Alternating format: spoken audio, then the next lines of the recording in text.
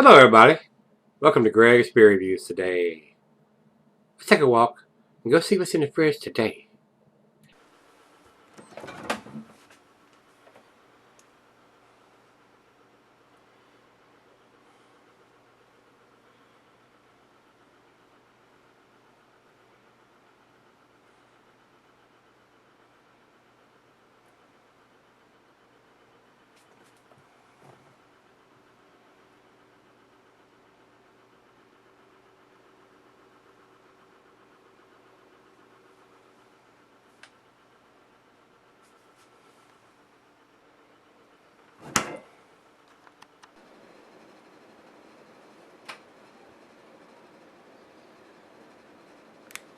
Hello everybody, thanks for stopping by Gregsbeerreviews. We're going to continue our re-review of basically my go-to beers. It's been a while since we've done those beers, and this is going to continue in that series. This is Sierra Nevada's Torpedo, and they're calling it Extra IPA. The good thing about these guys, what they've done is gone away from that Julian coat or that coating that they were using, that black writing on the neck of the bottle, and actually put a date on the back of the label, and it says packaged on 06/18/14. So thumbs up to those guys here in Nevada. I guess they heard me and everybody else fussing about the coating and all that kind of stuff, so they went on ahead and instead of printing it in yellow or something or black on the bottle, they're actually putting on the back label right at the very top in white, where very easy to read. So this is definitely one of my favorites, guys. Probably one of the very first ones that I started drinking other than the Bells. I really like the hop presence in this. Now, it's got a little bit more bitterness than some. There's 70 IBUs on this one, and the ABV is 7.2%. So, a nice, decent IPA for ABV and for the IBUs. So, very nice beer. I enjoy this quite a bit, and so does the other half. Matter of fact, we just went and bought a case and a half or 2 cases, but I actually had a couple of them before I got the case home. So getting ready to run out of the keg beers downstairs because I hadn't brewed anything lately, and she's been emptying those out of the 5 kegs that were in there, or only one left, and it's a pretty heavy stout.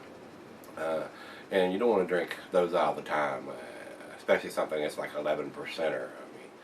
I'd get right heavy and right fattening over a while. So I went ahead and we got some of these for her to sip on until we take our little trip, and we're going to brew some stuff when I come back from my trip to California, guys. So with that being said, let's get on with this one. Commercial description on this: Torpedo is an assertive American IPA, deep reddish gold in color, with a smooth and bready malt presence and over-the-top hop aromas.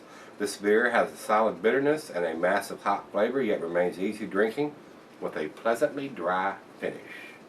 The food pairings for this is going to be your typical IPA food pairings, and these are just suggestions, guys. I keep telling y'all that. Whatever you'd like to eat and drink with your beer, do it. I mean, these are just suggestions, and basically most of the time they're the same for each different type of beer. If it's in that category, it's going to list those same food pairings. For this, your typical IPA food pairings, the cuisine is Thai and curried. Cheese is peppery, Monterey, pepper jack, sharp blue, cheddar, more pungent cheeses. The meat for this is poultry, fish, shellfish, and salmon, and I will add grilled meat to that because I like just about everything off the grill with a nice IPA. The glassware is a pint, Becker, the non tumbler, the style, the mug, the Sidell. And it's not recommended for extended cellaring, like most IPAs are. The hops will fade over time. Now, most of y'all know that by now, so any of you newbies out there, you don't want to cellar an IPA or a low ABV beer. You want to drink it as fresh as possible. Into the glass we go. And I'm going to try to re-review some of the other beers that I drink more regularly, and y'all will see some of those hopefully the next coming weeks before I leave, and maybe even some when I come back.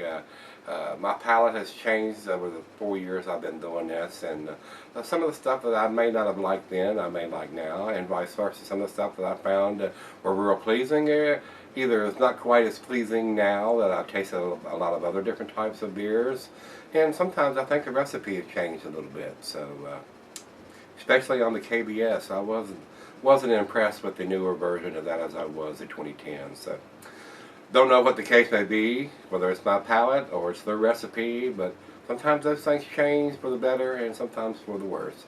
A lot of hype goes with some of those beers. I mean, there are a lot of beer companies, Pliny and Heady Topper and KBS and Hop Slam, and all those have almost like a cult following, guys. And if you're not in the right place at the right time, you don't get your hands on any. And if you do, if you're lucky, sometimes you can only get one. I mean, they limit you that, and then some of these stores will even price gouge you on some of that stuff. I've heard people paying like $40 for a 12-ounce bottle of some of those beers, and that's just ridiculous. It's just, homie would never pay that for one bottle of 12-ounce bottle. Never, ever. All right, guys, let's get it over into the light.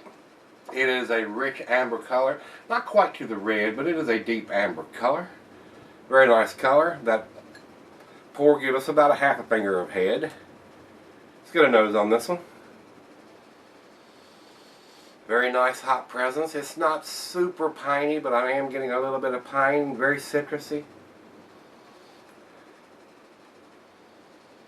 A little bit of oranges in there.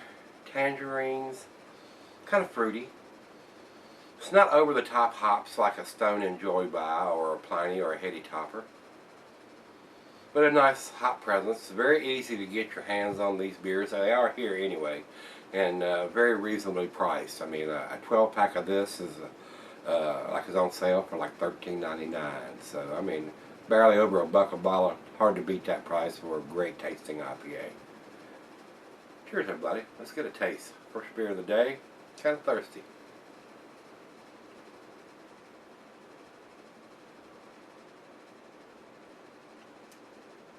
Oh yes, very nice.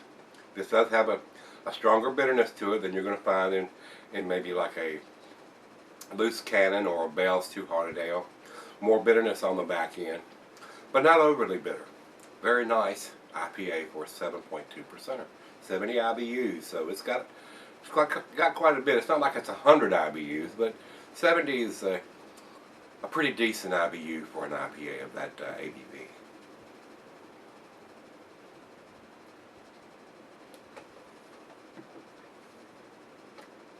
Nice and citrusy. A little bit of pine.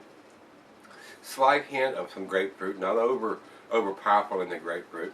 Not like a Stone, but very easy drinking for 7.2%. Or not getting the alcohol in the taste anyway. Very pleasant. A very, very good beer to pick up. Like I said, very, very reasonably priced.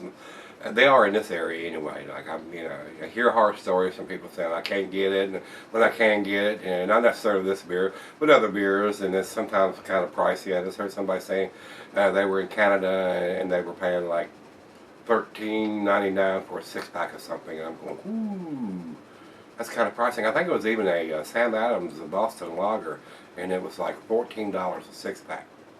That's a little on the pricey side. You ought to be able to, I can get a 12-pack of it here for that. So that's a 6-pack. I wouldn't pay that for that beer. It's a good beer. Actually, it's what got me into craft beer is a Boston Lager, but I would not pay that price. And in Canada, I mean, there's transportation costs involved in that, and plus, I think the beers in Canada, if they're imported from the United States, there's some kind of tax that they put on that stuff. So all those factor into the bottom end price, especially, and the store's got to make money on it too. So everybody's got their grubby little hands out on that, trying to make money off these beers. So that's just the world we live in, guys. Nice lacing left on the glass. We're gonna let it warm up just a hair, not much. I like my IPAs and lagers kind of chilled, but I'll probably sip on this 30 minutes anyway, and come back when we do the final chug on this one. I'll tell you right off the bat, I really like this beer, so I'll be right back. Alright guys, I'm back. Got just a little left here. Yeah, it's a little loud. I got the jet air conditioner running in there.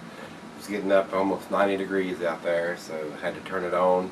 Fat boy was sweating, so this is a very tasty beer. I mean, for easy to pick up, very reasonably priced, 7.2% IPA. It is very tasty, guys. And it's not overwhelming. It's not outstanding. Not the best IPA you've ever had, but it's pretty damn tasty. Very nice on a hot summer day. I think that's a song somewhere. Meatloaf or somebody did that. Let's see the final chug.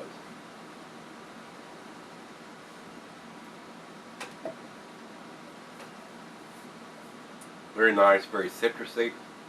Nice bitterness on the back end. A little bit of pine in there. Very tasty, guys. Very easy drinking for a 7.2%er.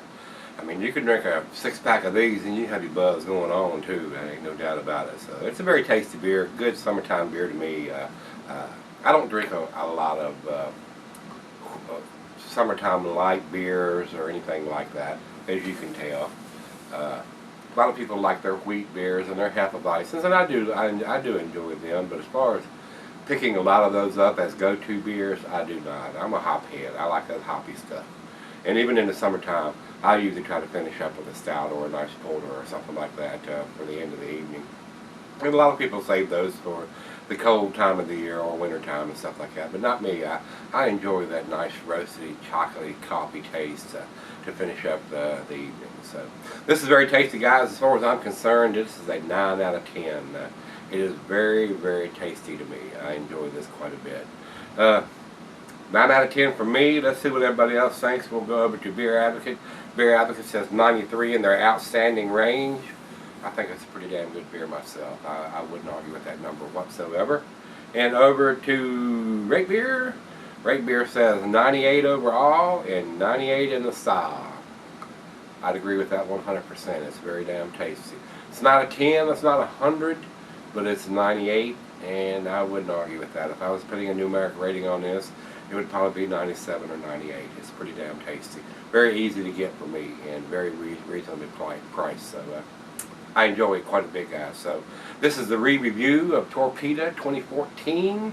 They are dating it right on the back of the label now, which is a win-win for them and for us. So what else could you want for a nice tasting IPA? Now, if I was in Vermont where I could get Hetty Topper, or in Indiana where I could get a Three Floyds, or in California where I could get a Pliny, I mean, I would probably drink that stuff all the time, but I don't get those beers here, so I gotta make do with what I can get. Unless somebody sends me something like that, that's the only time I get to try those and review those for you guys. So, or even, I mean, I would put a Cigar City Highlight in that. It's a very nice, tasty, citrusy IPA. So, all right, guys, we're gonna wrap it up with this. If you've had this, and let me know what you think of it, and let's go see what's in the fridge tomorrow. See you then, guys.